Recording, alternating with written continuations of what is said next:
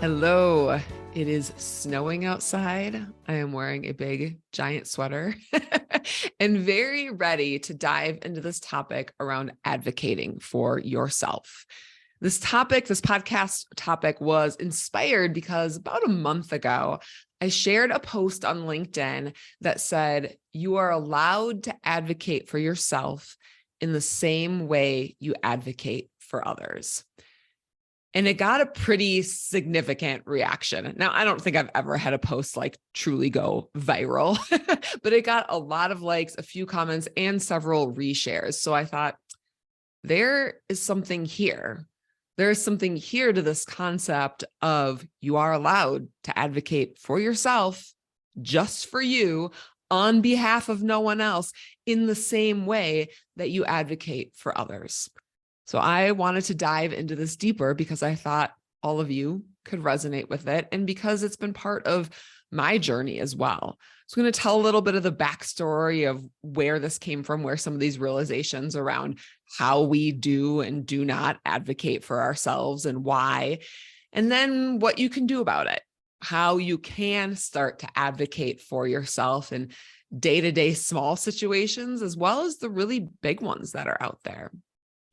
So I'll tell you where this all came from. It's about 3 years ago. I read the book Untamed by Glennon Doyle, loved it, thought it was a fantastic book. And I was listening to Glennon Doyle on Brene Brown's podcast. I think it was the Unlocking Us podcast. And on this podcast, they were both talking about how they had both set boundaries with their parents for the first time on behalf of their kids. So like this was their first breakthrough moment of like telling their own parents, like, no, that's not okay. Or yes, this is okay. No, I'm going to set a boundary here. They didn't do that on behalf of themselves. They did it on behalf of their kids. And then I also started reflecting on Untamed as a whole. And like I said, I loved it. So many great takeaways. And what I also saw and read was that a huge precipitating factor for the entire book and Glennon's entire journey was meeting and falling in love with Abby, which is amazing. I would love to fall in love, but here's what I got me started thinking in that moment. I was like, okay, so how do you do this if you don't have kids?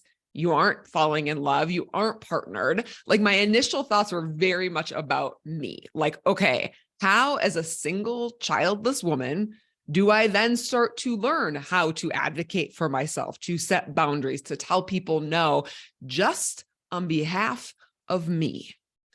And this sunk in so deeply that for a little while, I actually thought about writing a whole book about this, about geared towards single women who don't have children, and saying like, how can you lean into the life that you want to lead because you want to lead it? And how do you advocate for yourself when there isn't a very close person for you to advocate on behalf of, like a child or a partner or another close family member? So my initial thoughts around this were like very much just about me. And they were questions I didn't really have the answer to at the time. I was like, okay, how do I do this without having these precipitating factors that I saw so often, not just in this conversation or that book, but in so many things geared towards women? So many personal development books or aha moments that seem to hinge around something that happened after they had kids or something that happened after they were partnered. Like they finally set boundaries and got better work-life balance because they wanted to be a better mother, show up for their kids, or be able to focus on their relationship. And I'm like, okay, but I still don't have any of those things. So how do I do this just for me? But then I realized this was way bigger than just aimed at women who don't have kids and who aren't partnered. Like it wasn't really about that at all, because I started seeing this in so many different women that I worked with, that were out there, that I was interacting with on a day-to-day basis. So like a few examples that are not related to kids or related to a partner. In a lot of women leaders, not all, of course, but a lot of women leaders I saw would advocate for better boundaries and better balance and better workload for their teams while they were running themselves into the ground, or felt like they couldn't offload, they couldn't pass on work to their teams because they didn't want to overexert, or not overexert, but give them too much work and overwhelm them. But at the same time, they were completely overwhelmed. So they were playing this role of protector and advocating for others without advocating for their own well-being. And I also saw this when it came to compensation. So a leader who would fiercely advocate for compensation increases for members of their team or their team as a whole, but wouldn't necessarily do the same just for their own compensation. And then in speaking engagements, so I often talk about these rules that we are handed in speaking engagements and how they get in the way of both living by our own rules for success, that is creating your own rules for success, that speaking engagement, and discover your authentic voice, where I talk about the rules that get in the way of us sharing our voices. And some of the most common rules that people would share in the chat that got in the way for them were around, I can't disappoint anyone. I can't say no. I have to be polite. I have to be agreeable. I have to be likable. All of these things that stop us from advocating for ourselves, from using our voices, and from living the life that we desire. And then I saw it in myself in ways that also really had nothing to do with, the fact that I don't have kids or that I'm not in a partnered relationship.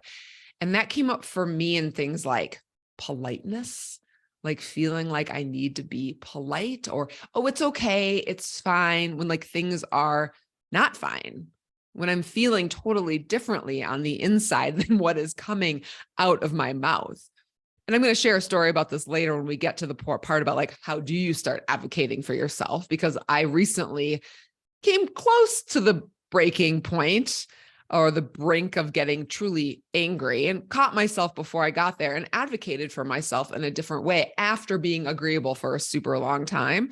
So I'm going to talk about that and what was the motivation that led me to advocate for myself here in a few minutes. But know that this was huge for me and still is. I catch myself all the time being like, wait a second, am I covering up how I really feel in order to be agreeable, in order to be likable, in order to be polite? And I don't necessarily believe we need to be spouting off every single feeling that we are having, every moment that we are having it. And at the same time, I knew that I was putting myself on a back burner, that I have this tendency to do that in order to go with the flow and be agreeable.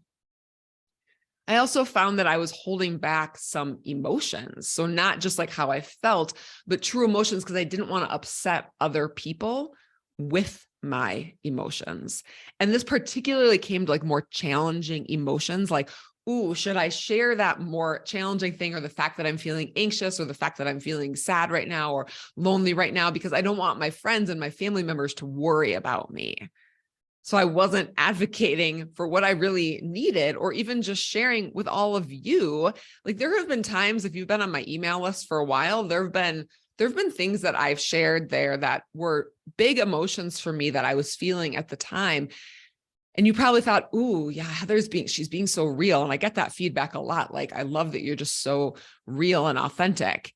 And that's really important to me, to be real and authentic. And I will also tell you, nearly every single time that I've shared something like that, particularly around like sadness, loneliness, anxiety, anything that's kind of in that more challenging realm, I have paused before doing that and wondered, should I share this? Not because it felt overly vulnerable to me, but because I didn't want other people to get upset about my hard emotions. I didn't want them to feel sad about my sadness.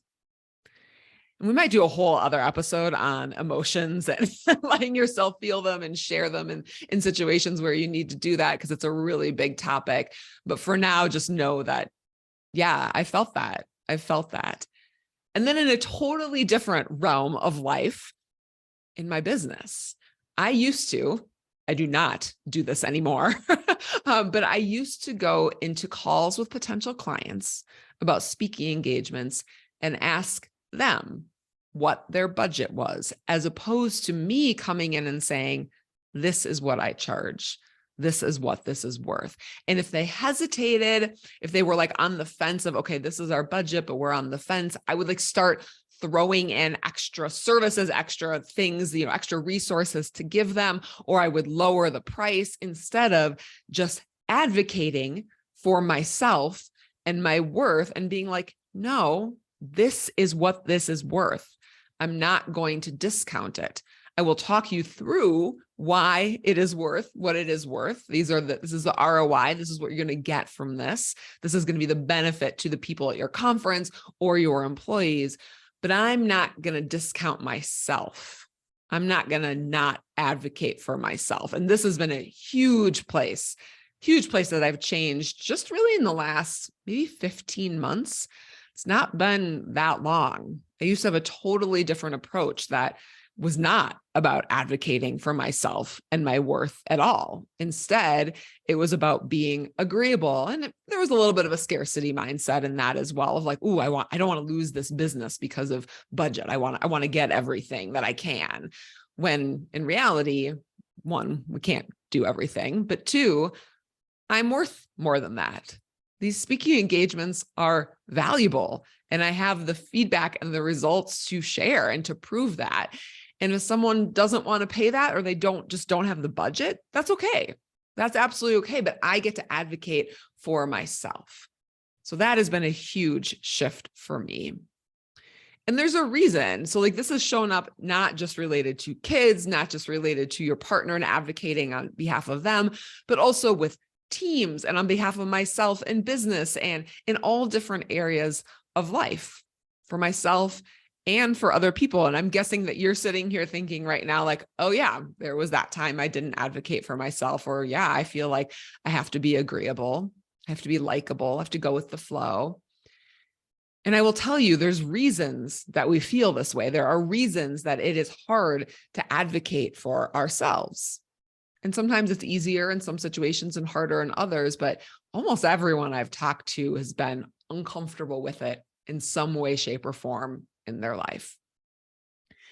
And the main reason is because as women, we have been taught that part of our role of being a woman is that we are supposed to be agreeable and likable and go with the flow and never say no and put other people above us, and to sacrifice ourselves for the greater good, for whether that's for your team, for your family members, for your partner, for your kids, for your friends, even anyone out there. Like, you should always put them first, which, like, if you think about that, obviously leads to not advocating for yourself. If you feel like everyone should go ahead of you, or that you always have to be polite and agreeable and go with the flow. I had a woman once quite literally tell me, she was in a senior role at a large company, I'm afraid that if I say no, they won't want me around anymore. And it's hard. Like I can still hear her voice saying that, because she felt these rules deeply. These things that she had been passed down through family and work experiences and the people that she'd interacted with and all the messages that she had gotten. She was afraid that if she advocated for herself, they wouldn't want her around anymore. And the interesting thing about these rules that were handed, and we're all handed them, not only makes it harder to advocate for ourselves, just on behalf of ourselves, but it also means that you are more successful. Research has shown that women are more successful advocating or negotiating when they bring in the greater good, when they bring in their team, when it's not just about them and saying, these are the results I've gotten, this is what I deserve, or I get to set a boundary just on behalf of myself. The results are actually better when you do it on behalf of not just yourself, but others, which is really, really frustrating. And I think it's something we need to break. And it's also a reality. And then I also wanted to bring in one other piece here that is not research-based, but it's more of a feeling that I've gotten, that I think another thing that can get in the way of advocating for ourselves is either feeling like you're too much, or feeling like you're not enough. And it's pretty interesting. I did podcast episodes on both those topics. One was called Embracing Your Too Muchness. And then the other one I think was called Feeling Like You're Not Enough. They were back-to-back episodes a few months ago. And they're my most listened to episodes out of all of them. They have the most downloads out of anything that I've ever talked about on this podcast over the last 6 months. And I find this fascinating because on one spectrum, like on one hand, they're opposite things, right? Embracing your too muchness and feeling like you're not enough. And I also know, like for me, I've felt both of those things in different parts of my life. I felt like I was too much with my voice often, my energy, sometimes at work, like, ooh, was I just a little bit too much? Even though now I kind of get paid to be exactly who I am, embrace that too muchness. And then in other parts of my life, particularly as it related to my body and dating and relationships, I felt like I wasn't enough. And both of these feelings can cause you to not advocate for yourself. So if you feel like you're not enough, then you're like, ooh, is it worth it? Am I worth it to advocate for myself if I don't feel like I'm enough in this, even if it's just in one area of your life, not your overarching life? Or on the other hand, if you feel like you're too much, you might say like, okay, I'll just be quiet here because I don't want to perpetuate that feeling of being too much or that feedback that I've gotten. Like I will hold my voice back. I will hold myself back from advocating for myself because I don't want to be too much. So all of these things are things that can get in the way of advocating for yourself. So if this is a challenge for you, know it's very real and you're normal if this is hard for you. And it's been hard for me. It's really shown up in a lot of different areas of my life, interestingly, too, as I think about this. So all different parts of my life.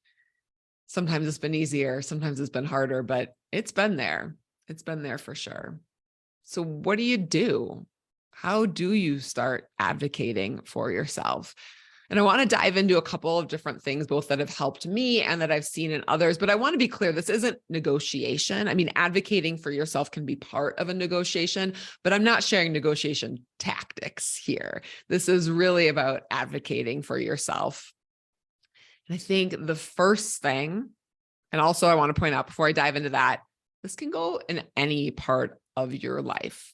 So this can go for your work-life balance, for your workload, for your compensation, for a project that you really want to be put on or a new role that you want to have in your business and what you are worth and what you are charging. And it can also be like really little things like where you really want to go to dinner or advocating for yourself to have some time for yourself on the weekends or a million other things, boundaries. And we've talked about boundaries just last week and setting boundaries and saying no with yourself.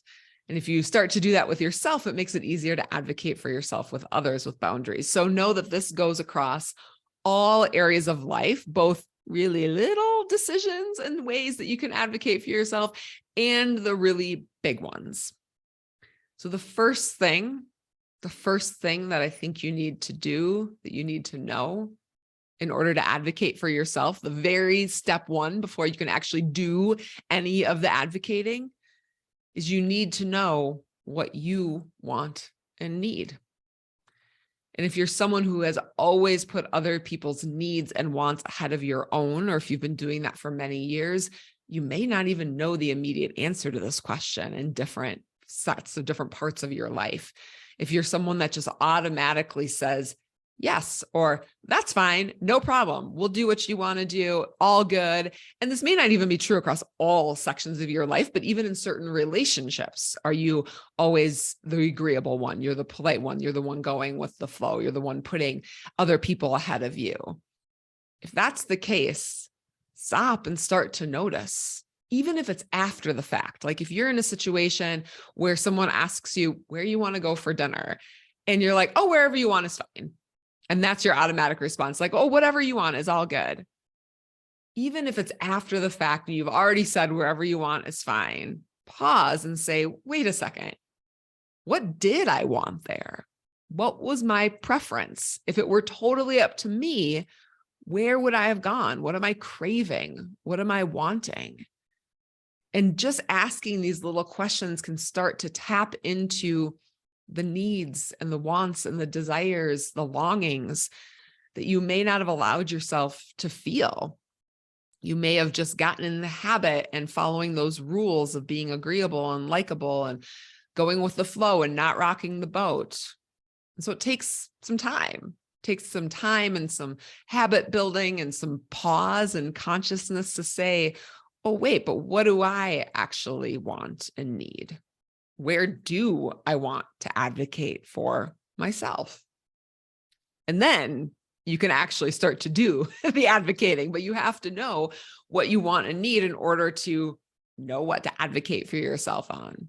So start asking in the moment or after the fact to start to tap into your wants, needs, and desires. And then you can move on to step 2.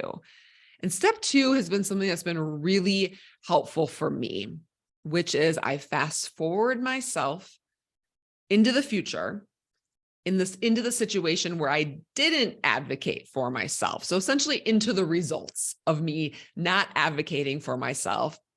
And I see how I feel in that situation. And then I use that feeling, which is usually not a feeling I want, as motivation to advocate for myself. I'm going to give you an example. There's been a lot of construction in my condo. I have actually talked about this on other podcasts. And if you listen to all my podcasts, you might be thinking, wait, didn't she talk about that like 2.5 months ago? Wasn't she recording a podcast when there was an actual leak in her laundry room behind her? And wasn't that like a really long time ago? The answer is yes. It was a really long time ago, and it is still being fixed. There have been so many people in and out of this condo, and it's confusing and it's frustrating. There's a condo above me. So there's 2 different insurance companies plus the HOA, multiple different people. I'm also a renter right now, so my landlord is involved. So it's going to be a complicated situation no matter what. And I don't want to be, 100%, I get what I want every single time. I think there needs to be a compromise. Sometimes I'm going to be inconvenienced and sometimes someone else is going to be inconvenienced. And that is the way that it is. And what's also true is for about the first 4 or 6 weeks of this journey, I was really agreeable. Too agreeable. I was go with the flow. Sure, that works. No problem. Everything. And then it got to this point where they were talking about doing something that was optional and significant. And it would have put me out of my condo for probably just 2 days. But, I work from home and I don't have another backup plan of where to go. I can go some places for a short while. Yesterday, I took a meeting on Zoom at the library, and that worked just fine in one of their study rooms. But at the same time, like, this is my home. And then on top of that, this was going to create a lot of dust. And I have asthma, and it is usually very, very mild, but it is complicated by dust in the air. That is the main thing that triggers my asthma, is particulates in the air. And this was optional. And I was sitting inside my condo, standing right by the laundry room where they were talking about doing this construction. And I realized that this was optional. And there were my neighbor upstairs and a few other people, construction folks, were here. And I was like, no, we are not going to do that. If that is optional, I'm going to advocate really hard and say, if there's any possible way to hold this off until I leave and there's no tenant here, which should be happening soonish. This is not 3 years into the future. If there's any possible way, I would really like to, and say, I really need to put this off, partly because I work from home and this is my home, and partly because that asthma is going to be complicated if we move forward with this construction that is optional. And I will tell you, like, I was very direct. I was very assertive, but I wasn't angry. Looking back, I wouldn't change anything about the way that I spoke up or how I used my voice. And I will tell you, the other few people that were there, they were surprised. They weren't angry or upset, but the look on their faces was pretty entertaining. I'm not going to lie, because I had been so agreeable for so long, just like, yep, that'll work. Sure, we got to figure out the schedule, but yep, that'll work. And all of a sudden I was like, absolutely not. This is not going to happen.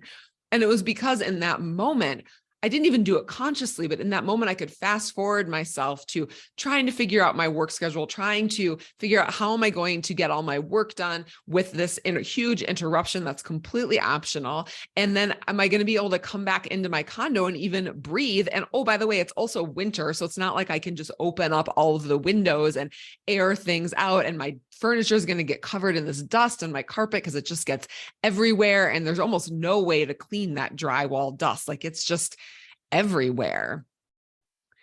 And I fast forwarded myself into that situation, and I knew that I was going to be resentful and angry and frustrated, and no good was going to come of that. I didn't want to feel that way if it was preventable. And that gave me the motivation to stop and be less agreeable and advocate for myself. So that's something that you can do as well, is to fast forward yourself into the situation where you haven't advocated for yourself and you find yourself overwhelmed because you said yes to something you should have said no to, or you didn't advocate for your compensation and then you're resentful because of the compensation you have, or you feel like you're getting paid less than you're worth. Or going back to our dinner example, you're sitting at dinner full of a meal that you don't really want to eat because it wasn't really what you wanted, when there probably was a restaurant that you and the other people you were going out with could have all agreed upon and felt good about. Fast forward yourself into that situation and then use the emotions that come up there as motivation to advocate for yourself. And then lean into the discomfort and experiment, because it is going to be uncomfortable. Most likely it's going to be uncomfortable. I will say in that moment of the construction, it was not uncomfortable at all. That was like my intuition coming out loud and clear. It was just like, no, this is what needs to happen. But if you're used to saying yes to everything and being agreeable, and you're making a conscious decision to advocate for yourself, if you're making a conscious decision to say, no, this is what I deserve to be paid, or this is what I'm worth, or I'm going to renegotiate my workload because I'm completely overwhelmed right now, that's probably going to be an uncomfortable conversation. And that's okay. That is okay that is uncomfortable. Someone told me recently, did any of us sign up to be comfortable all the time in our lives? I know I didn't. I know I didn't sign up for a life to be comfortable and complacent all the time. So it takes some discomfort to grow, to learn, to figure out new ways of doing things. And it's uncomfortable partly because it's just new, if you're someone who has been in a different habit all the time. And then it's also uncomfortable because you've been taught these rules. You have been taught these rules about how you're supposed to show up, and you are breaking them by advocating for yourself, by being less agreeable, slightly less likable, by being a little bit too much. You're breaking those rules and you're saying, nope, I am going to lean into the discomfort and I'm going to experiment. I'm going to see what happens and start in some low pressure, low risk situations. You know, like if you've never advocated for yourself, going in and having a huge conversation with your boss, I mean, do it if you want to do it, please do it. But if that feels like too much, start with something small. Start with something small in your family. Although sometimes those conversations with the people closest to us are the hardest ones to have and to advocate for ourselves. And that could be a whole different topic right there. Why is that? People closest to us are often the hardest ones to have these conversations. But lean into that discomfort, experiment in some small places, or go for that big conversation and just embrace it. Take a deep breath, use that motivation from fast forwarding yourself into the situation where you didn't advocate for yourself, and do it. Choose courage over comfort and choose courage over confidence, which is something I talk about in my imposter syndrome sessions. All of those things. Lean into this comfort and do it. And then finally, which this might be the overarching message of all of this, is to know that you are worth it. You do get to advocate just for yourself just on behalf of you. And yes, please do keep advocating on behalf of other people. Like this is a good thing also to advocate for other people, to stand up for other people, to stand up for your team, to advocate for your kids, your family members, your friends, to stand up to injustices and advocate for people that you may not even know, just because it's the right thing to do. So do that. Keep doing that. And also know you get to be included in that circle. You get to be included in the circle of people that deserve to be advocated for. And you get to do that on behalf of you, just for you, because you are worth it. Because you're not too much. You are not too little. You deserve to have the life that you want, and you deserve to have the dinner that you want. You deserve to have some time to yourself, the workload, the career. I mean, all of those things, like you get to advocate for the life that you desire. You are worth it. And that's all there is to it. And I know that can take some time and some work to believe that on a deep level, but lean into that one just as much as leaning in the discomfort, which that can also be uncomfortable. To know that you are worth it. You are worthy. You get to advocate for yourself just for you, for the life that you desire. And that's it. Bye.